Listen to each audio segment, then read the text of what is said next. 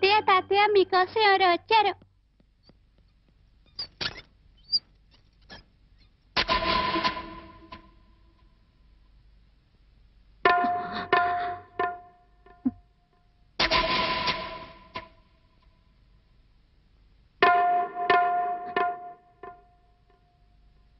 ఎవరమ్మా నువ్వు?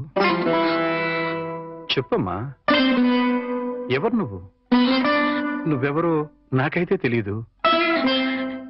ఒకవేళ మా ఆవిడికి ఎవరో తెలుసేమో. ఒక్కసారి పిలుస్తానుండమ్మా. పూర్ణ, పూర్ణ.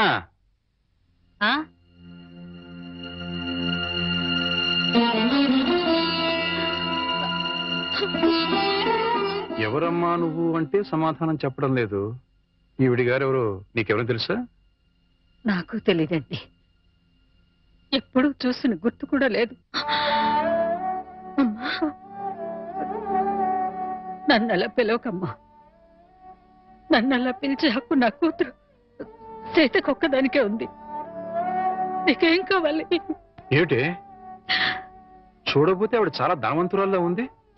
ఏదో కావాలని నీ పెంకుటింటి ముందు నిలబడి అడగాల్సిన కర్మ ఆవిడకేం పట్టిందే? చూడు, ఆవిడ కట్టుకున్న చీర చూడు. నీ జీవితంలో ఎప్పుడైనా అంత ఖరీదైన చీర కట్టుకున్నావా? ఏదో సంసార పక్షంగా సగటిల్లాలుగా బతికేస్తున్న నీ ఇంటికి అంత గొప్ప ఆవిడ ఎందుకు వస్తుంది? ఎవరిదైనా అడ్రస్ కనుక్కోవడానికి వచ్చి ఉంటుంది. అంతే కదమ్మా? మాట్లాడమ్మా.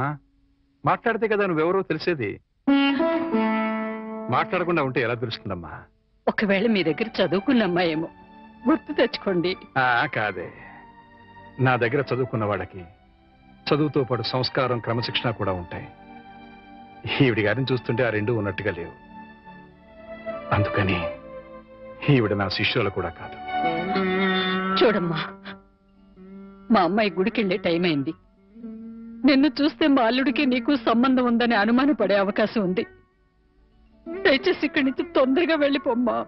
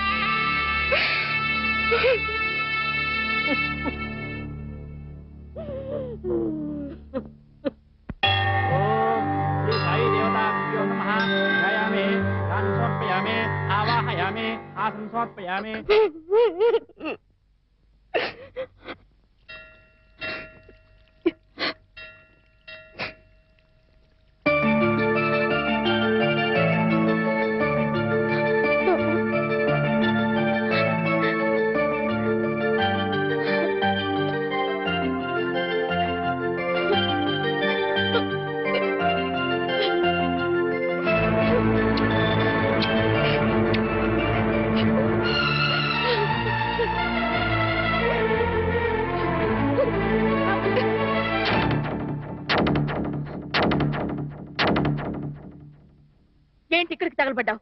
నా బాబుని ఎత్తుకుపోదావనా? మా ఆయన్ని లేపుకుపోదావనా? నా ఇంటికి వచ్చినా మా వారితో మాట్లాడినా నరికి పోగులు పెడతాను. సీత, నా మాట కాస్త వింటావా? ఏంటి నీ మాట వినేది? నీలాంటి బజార్ దాని మాటలు వినాల్సిన అవసరం నాకు లేదు.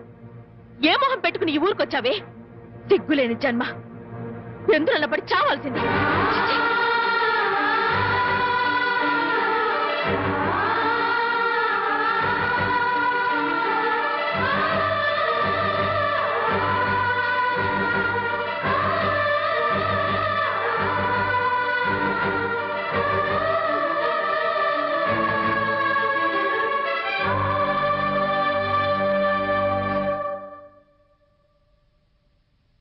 వాణి, వాణి, నువ్వు మా ఇంట్లో ఉన్నావని తెలిసి మీ అమ్మ నాన్న వచ్చారు. లోపలికి రమ్మని ఎంత పిలిచినా రావట్లేదు. నీతో మాట్లాడి వెళ్తామని బయటే నుంచున్నారు. నువ్వు వెళ్ళి మాట్లాడిరా.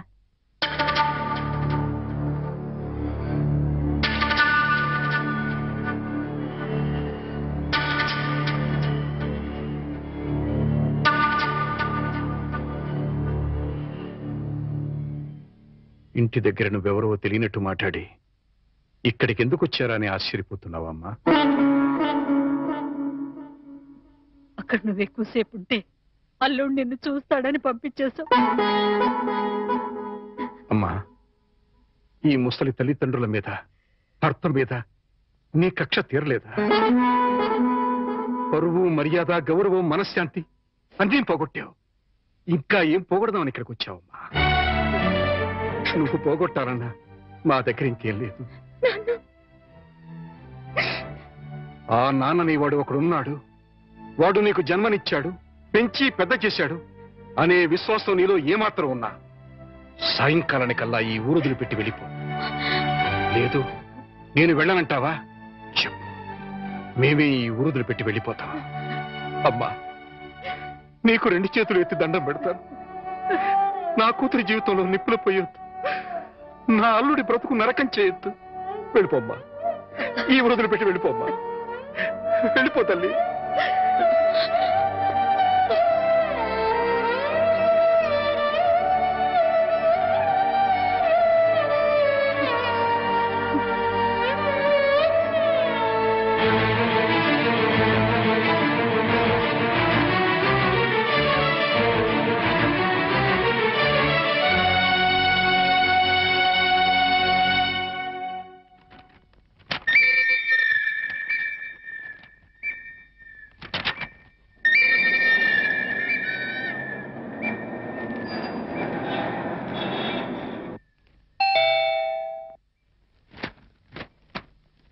ఎవరు?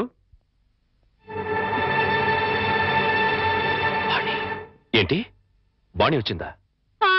వచ్చింది. ఏ మొహం పెట్టుకుని తిరిగి వచ్చావని చెడామడ తిట్టి పారేశాను. అంతేకాదు, ఏం మహాతల్లి, మా ఆయన లేపుకుపోదామని వచ్చావా అని అడగాల్సిన 4 మాటలు అడిగి దులిపి పారేశాను. సరే సరే, అసలు ఎందుకు వచ్చిందో అడిగావా? ఆవిడ గారు ఎందుకొస్తే మాత్రం నాకెందుకని అడగలేదు. నీకు బుద్ధుందా? ఎన్నేళ్ల తర్వాత వచ్చిందంటే పాపం ఏదో కష్టం ఉంటే వచ్చుంటుంది. ఎందుకు వచ్చిందో, ఏ పని మీద వచ్చిందో కనుక్కోకుండా పంపించేస్తావా? ఇది మరీ బాగుంది. మధ్య నా మీద వస్తారేమిటి? సరే, బాణి వచ్చిన విషయం నాకెందుకు చెప్పలేదు? నేనే చెప్పొద్దన్నాను బాబు. అది మళ్ళీ నీ కంటపడితే గతం నీకు గుర్తుకొస్తుందని, ప్రశాంతంగా ఉన్న నీ మనసు మళ్ళీ పాడైపోతుందని నేనే చెప్పొద్దన్నానయ్యా. మామయ్య, పోనీ వాణి ఎక్కడుందో తెలుసా? మా ఇంట్లో ఉంది. ఇంతకు మునిపే మా ఇంటికి వచ్చింది. ఎప్పుడు కళకళలాడుతుండే ఆ మొహంలో కళకాంతులు లేవు. మనసులో పశ్చాత్తాపం, మాటలో పశ్చాత్తాపం, ముఖంలో పశ్చాత్తాపం. తను చేసిన తప్పును తలుచుకుని కుళ్ళి కుళ్ళి ఏడుస్తోంది. నీతో ఒక్క మాట చెప్పినమని నన్ను పంపించిందయ్యా. ఇంకో అరగంటలో ట్రైన్కి వెళ్ళిపోతున్నాను అంకుల్. శాశ్వతంగా వెళ్ళిపోతున్నాను. ఇంకెప్పుడు ఎవరికి కనిపించను. ఒక్కసారి ఆయనతో మాట్లాడాలి, తీసుకురావు అని ఆ బిడ్డ దీనంగా అడుగుతుంటే కడుపు తరుక్కుపోయిందయ్యా. చేతకాక చిన్న పిల్లల్ని ఏడ్చేశాను. రామారావు, వాణ్ణి తను పోగొట్టుకున్న స్థానాన్ని సంపాదించుకోవాలని అనుకోవటం లేదు. తనకు ఆశ కూడా లేదు. కేవలం నిన్ను కలుసుకోవాలని, మాట్లాడాలని తపన. మళ్ళీ జీవితంలో అవకాశం వస్తుందో రాదోనన్న ఆరాటం. అమ్మను కానీ, నాన్నను కానీ, కనీసం తన కన్న బిడ్డను కానీ చూడాలనుకోవటం లేదు.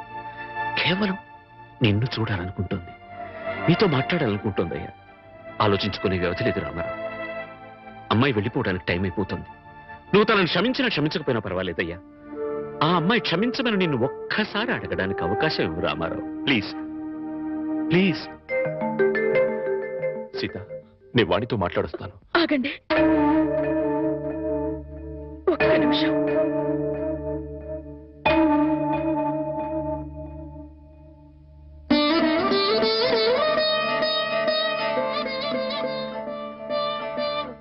ఆడవాళ్ళు ఎవరొచ్చినా పసుపు కుంకుమ పెట్టి పంపడం ఏంటి ఆనవాయితీ. ఆవిడ మీకు చేసిన ద్రోహం గుర్తొచ్చి కడుపు మండి తిట్టొచ్చాను. ఈ చీర పెట్టి వీడుకోలు చెప్పిరండి.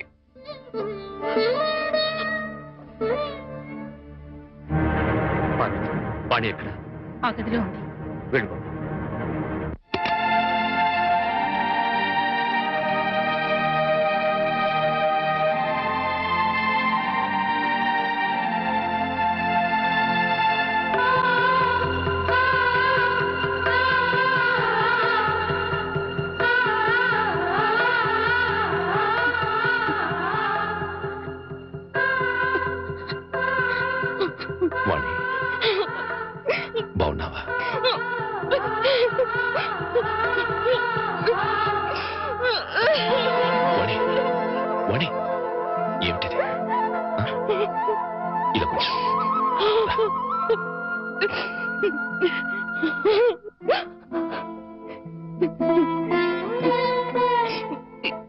ఏమండి, మీతో ఎంతో మాట్లాడాలని ఉందండి, కానీ ఇప్పుడు నాకు టైం లేదు. నేను చెడిపోలేదండి, ఒట్టండి. ఎవరు నమ్మినా నమ్మకపోయినా నాకు అనవసరం. మీరు ఒక్కరు నమ్మితే నాకు అదే చాలండి. నమ్ముతున్నారు కదా? నమ్మకపోతే నిన్ను చూడటానికి వచ్చేవాడిని కాదు. చాలండి, ఇప్పుడు నాకెంతో తృప్తిగా ఉంది. ఏమండి, ఎవరూ లేని ఒంటరి దాన్ని అయిపోయానండి. వెళ్లే ముందు ఒక్కసారి మీ ఒళ్ళో పడుకుని నాకు మీరున్నారనే తృప్తితో వెళ్ళిపోతానండి. ఒప్పుకుంటారు కదా?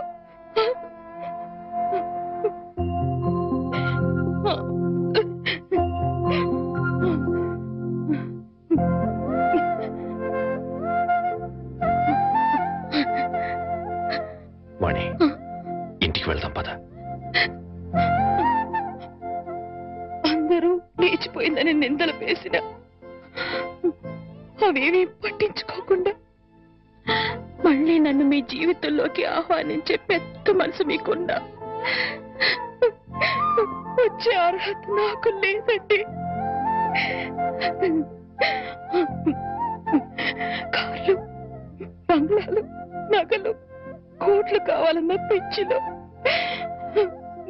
వాటన్నిటినీ మించిన మిమ్మల్ని వదిలి వెళ్ళిపోయానండి. నా జీవితాన్ని నేనే నాశనం చేసుకుంటాను.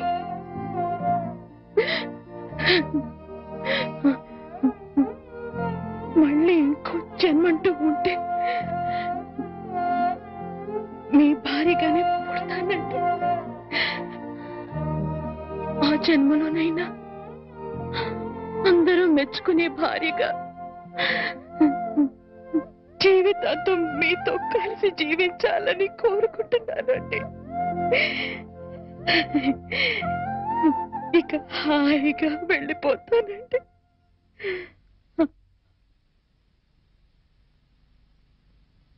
పిచ్చిదానా, ఎక్కడికి వెళ్ళిపోతావు?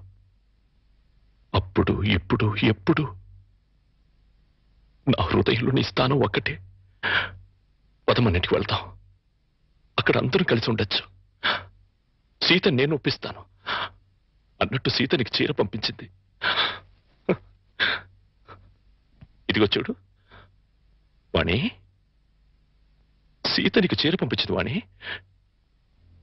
వాణి, వాణి, వాణి.